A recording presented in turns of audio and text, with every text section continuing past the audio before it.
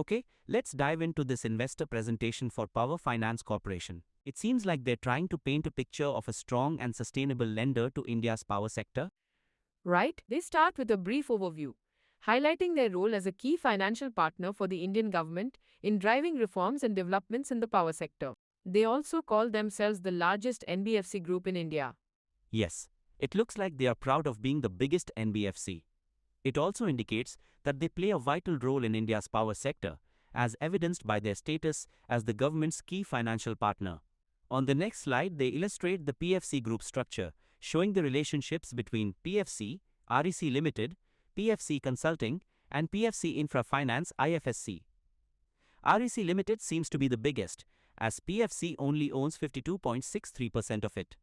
Yeah, REC Limited is a significant subsidiary. It's important to remember that this is a group structure, meaning we need to consider the consolidated financials to get a complete picture. What do? Let's keep an eye out for REC contributing to the overall performance as we go through the presentation. Good point. Following this, they walk us through PFC's financing progress, highlighting milestones from their incorporation in 1986 to crossing 5 trillion rupees in loan assets in 2025. It's quite a journey. Definitely. The growth is impressive, especially the recent expansion into infrastructure and logistics and incorporation of a foreign subsidiary in IFSC, Gift City. It shows they're diversifying and expanding their reach. They also mention being appointed as the nodal agency for RDSS. We should probably know what that is. Agreed. RDSS is something we need to look up.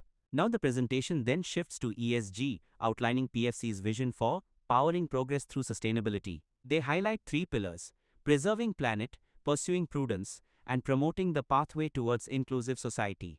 ESG is definitely a focus area these days. It is good to see they have identified areas where they can make an impact. They also mention being committed to fostering a sustainable low-carbon economy and driving national growth by ensuring fair and sustainable financing solutions. It seems like they're trying to balance growth with sustainability, which is a common theme now for companies. Let's see how well they integrate this into their core business and how they report on it. Moving to their consolidated performance, the slides show a 15% increase in consolidated profit after tax PAT to 30,514 crore rupees in financial year 2025 and a 16% increase in consolidated net worth. They also say that the consolidated loan asset book crosses 11 lakh crore. Those are solid numbers. A 15% increase in PAT is definitely something to highlight. What about the NPA ratios? The asset quality is crucial for a lender. They state that the consolidated gross NPA ratio is under 2%, specifically at 1.64% in financial year 2025, a big drop from 3.02% in financial year 2024. Also, the net NPA ratio improved to 0.38% from 0.85%. A significant improvement in asset quality. That's a positive sign. So the numbers are all good. Let's dig into the key financials. The next slide breaks down the key consolidated financials. It shows that interest income increased from 90,085 crore to 1,05,001 crore, and interest expense increased from 57,962 crore to 64,670 crore. Net interest income increased from 32,123 to 40,331. A good increase in net interest income. Let's see how this translates into margins later on. Now the presentation turns to standalone performance. Okay, so focusing just on PFC itself now. The highlights on the next slide show a 21% increase in PAT, reaching 17,352 crore rupees, which they say is their highest ever.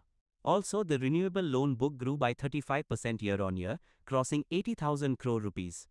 The focus on renewables is interesting given their ESG emphasis. The jump in the renewable loan book is a good sign. They also mention successful resolution of the KSK Mahanadi project, recovering 3,300 crore rupees. This is what helped bring the gross NPA below 2%, right? Exactly. It seems like that single resolution had a significant impact on their asset quality. They also highlight a double-digit growth in their loan asset book, which now stands at 5,43,120 crore rupees and a 15% increase in net worth. So, strong growth across the board. The next slide breaks down the standalone earning update, showing that interest income increased from 43,641 crore to 49,875 crore, while interest expense increased from 28,020 crore to 30,538 crore. This resulted in an increase in net interest income to 19,337 crore from 15,621 crore. The PAT also increased, going to 17,352 crore from 14,367 crore. Consistent growth on the standalone side as well.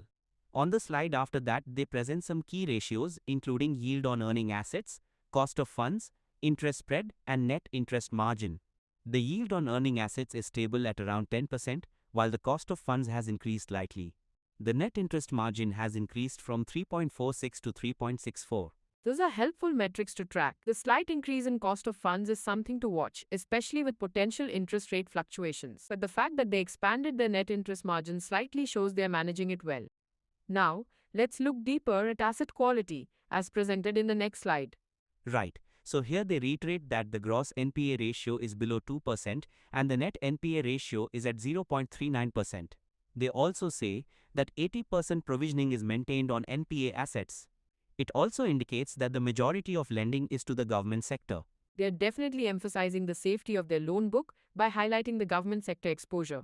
And 80% provisioning on NPAs is conservative. It reduces risk, but is also something to keep an eye on for the future. The next slide shows their NPA ratios. The gross and net NPA have consistently improved year on year. That graph really illustrates the improvement in asset quality over the past few years. The numbers speak for themselves. It seems like they've made significant progress in resolving stressed assets. Moving on, there's a provisioning snapshot as of March 31st, 2025. It shows the outstanding loan assets broken down by stage 1, 2, and 3 with the corresponding provisioning amounts. Okay, so they're using the expected credit loss (ECL) methodology under Ind AS for provisioning.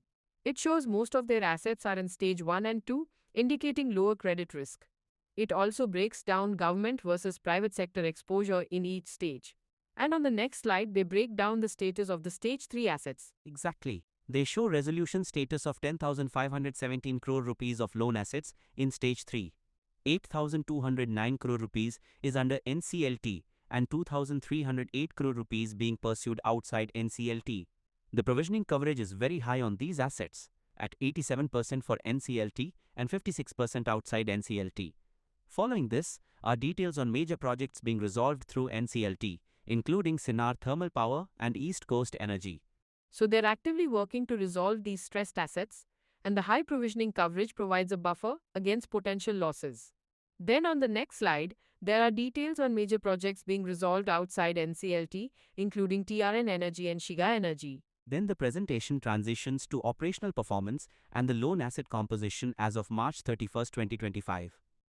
The slide divides the gross loan assets by scheme and sector.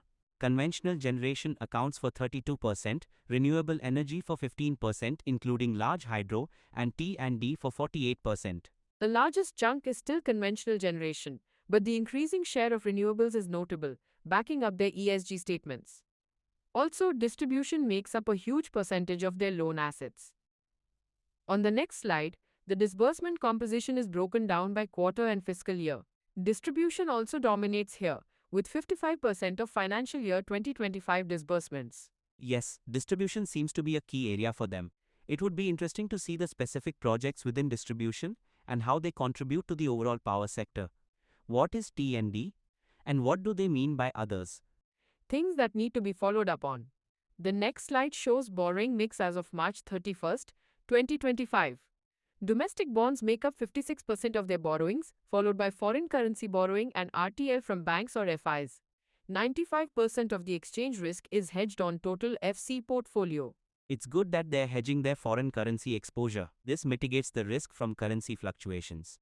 Now, moving on to shareholder outlook, there's a slide with some key ratios as of March 31st, 2025, including EPS, price to book value ratio, and price to earning ratio. These are all pretty standard metrics for investors. The price to earning ratio is 7.88. The book value per share is 275.56 rupees and the price to book value ratio is 1.50. They also provide a breakdown of shareholder composition, with the President of India holding the largest share at 55.99%. So the government still owns a majority stake in PFC. This likely influences their strategic direction and lending policies. Then the presentation ends with investor resources, contact information, and a disclaimer. The disclaimer basically says that the presentation contains forward looking statements that are subject to risks and uncertainties. They also mention that the figures may have been regrouped or reclassified to make them comparable. Overall, it seems PFC is presenting a positive picture of growth, improved asset quality, and a commitment to sustainability. Agreed. It's important to dig deeper into their project portfolio, risk management practices, and ESG performance to get a more comprehensive understanding of the company. We should also keep an eye on regulatory developments and their impact on the power sector.